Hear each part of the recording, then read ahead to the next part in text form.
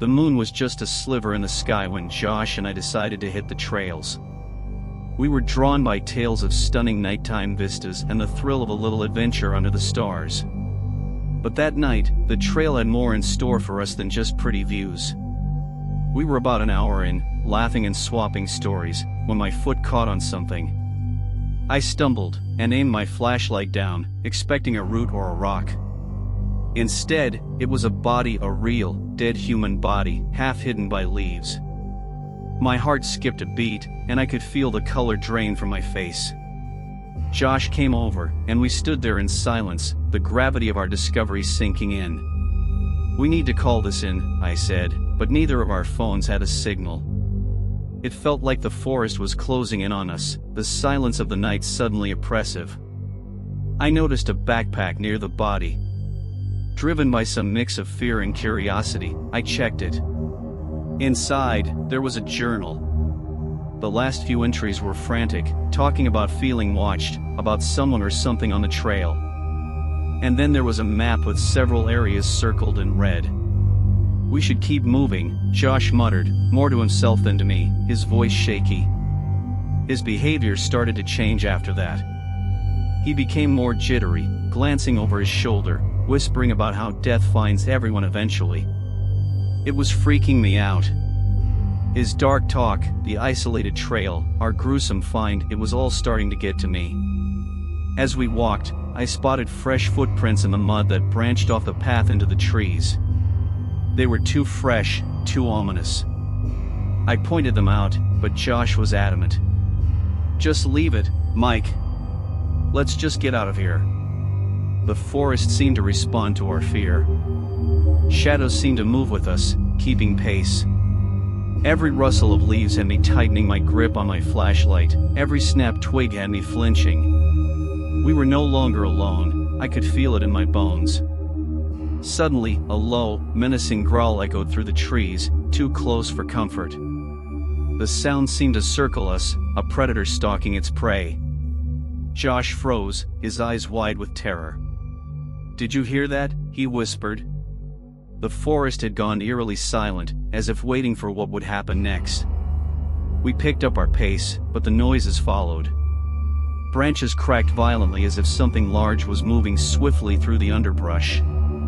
My mind raced with every horror scenario possible, each step forward feeling like a step further into danger.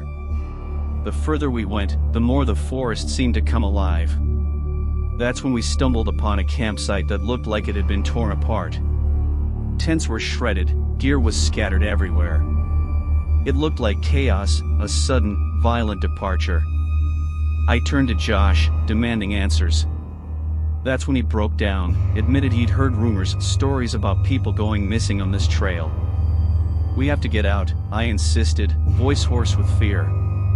But as we tried to retrace our steps, nothing looked familiar. The trail seemed to twist and turn on itself. Panic surged through me. It felt like the forest itself was reshaping, trapping us. Then, a scream shattered the night. It turned into a guttural growl right behind us. We spun around, flashlights darting through the darkness until they landed on a figure emerging from the trees. Wild-eyed, disheveled, it was a man barely recognizable as such, more beast than human. He collapsed in front of us, sobbing, gibbering about shadows chasing him, about eyes in the dark. With trembling hands, we helped him up, and together, we found the way back to the trailhead as the first light of dawn filtered through the trees. The police took our statements and went back to recover the body. The lost hiker was taken to the hospital. Josh and I sat in my car, the adrenaline slowly ebbing away, replaced by an immense weariness. Driving home, the world seemed different, more sinister. As I lay in bed that night, the shadows in the corners of my room seemed deeper, more menacing. I thought about the circled areas on the map, the unchecked mysteries of that forest. What other secrets did it hold? What other horrors lurked in those unexplored parts? That hike changed something in me.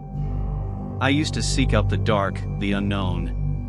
Now, I know some things are better left undiscovered. The wild has eyes, and once you've felt its gaze, there's no going back. The thrill of the hike? It's nothing compared to the terror of being hunted by something you can't see, something that watches, waits, and follows in the silent, suffocating darkness of the forest.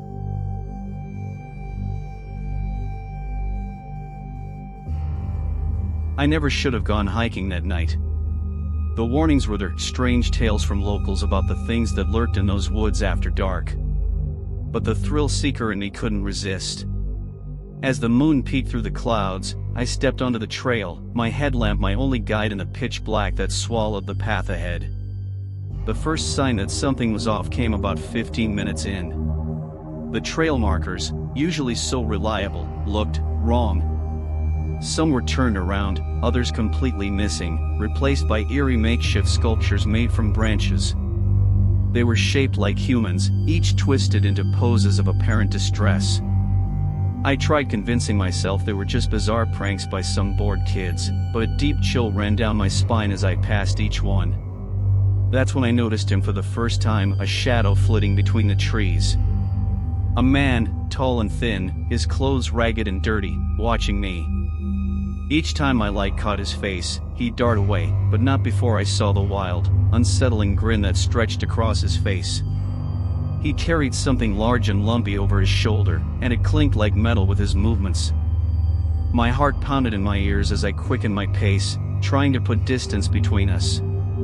But he was crafty, always staying just out of reach, making sure I could still see him. It felt like a sick game. Then came the dolls. Twig figures, smeared with dark, sticky substance, dressed in torn pieces of what looked like hiking gear. They were staged along the path, each bearing an eerie resemblance to me. My stomach turned. This wasn't just a stalker, he was toying with me, using the trail as his stage. As I ventured deeper into the forest, the atmosphere thickened with an unnerving fog that seemed to emerge from nowhere.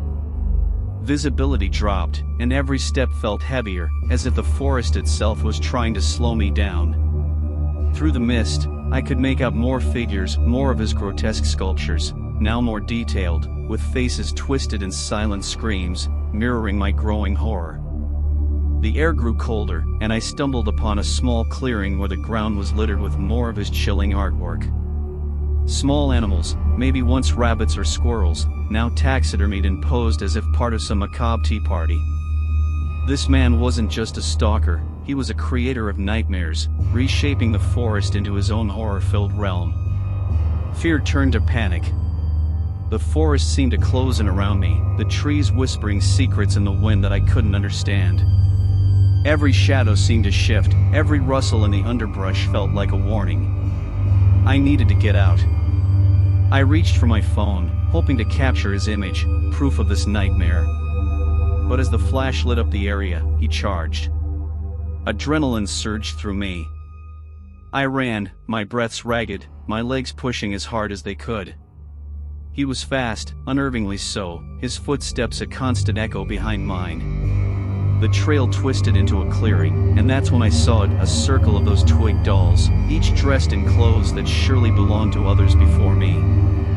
At the center, a pit, filled with belongings, watches, glasses, shoes. Trophies. This was his den, his collection. And I was to be the next addition. Not today. I spun on my heel, taking a path less traveled, the steep, rocky terrain I had always avoided. It was risky, but it was my only chance. Stones slipped under my feet as I descended, the sound of his frustrated howls filling the air behind me. The forest finally spit me out onto the road where my car was parked. I didn't stop to catch my breath, I didn't stop to think. I drove straight to the nearest police station, spilling out my story between gasps for air.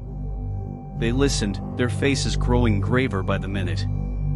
The trail was closed the next day, an investigation launched into the many hikers who had disappeared over the years. But they never found him. The man in the woods remains a mystery, his collection of horrors still hidden somewhere in that dark forest. I don't hike at night anymore.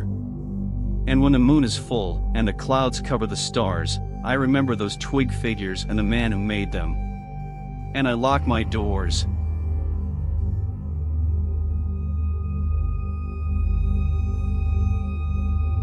I've always prided myself on my guts. Some people might call it foolishness, but when I decided to tackle that infamous mountain trail at night, I thought I was just being adventurous. My faithful buddy, Max, a sturdy shepherd with a heart as brave as any, was my only company. We started off under a starlit sky, the air crisp, carrying that smell of earth and pine that always set my mind at ease.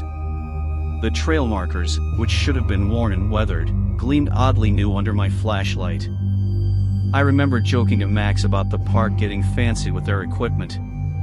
An hour in, things began to feel off. We stumbled upon a trail marker that looked like it was smeared with dried blood. My heart raced a bit, but I brushed it off as some prank. We moved on, but then found a smashed recording device hanging from a tree. Its little red light was blinking, still recording. It made my skin crawl thinking someone wanted to capture whatever was happening out here. As we delved deeper, the markers seemed to guide us somewhere specific, not just along the trail. I tried to shake the feeling of being watched, but it was tough, especially when Max started acting up. He was sniffing the air, his ears perked up, growling low in his throat. When Max is scared, you know it's time to worry. Then came the personal items. A watch stopped at precisely 10:43, a child's shoe with remnants of tiny bones inside, pages torn from a journal with unreadable scribbles that looked more like pleas. The further we went, the more bizarre and horrifying the findings. A chill ran down my spine when a long, drawn-out howl shattered the silence around us. It sounded almost human, but not quite like something out of a nightmare. That was when we saw him. Emerging from the shadows onto the path was a figure, draped in tattered clothes, his eyes reflecting my flashlight like an animal's. In his hand was a weapon, crude and menacing, made from bones and scraps. Legend had it a hunter got lost here decades ago, turned feral after surviving off the forest. I'd scoffed at those tales at the diner, but now, faced with this wild, almost ghostly figure, the stories didn't seem so laughable. He didn't rush us. He just stood there, watching, then took a deliberate, menacing step forward.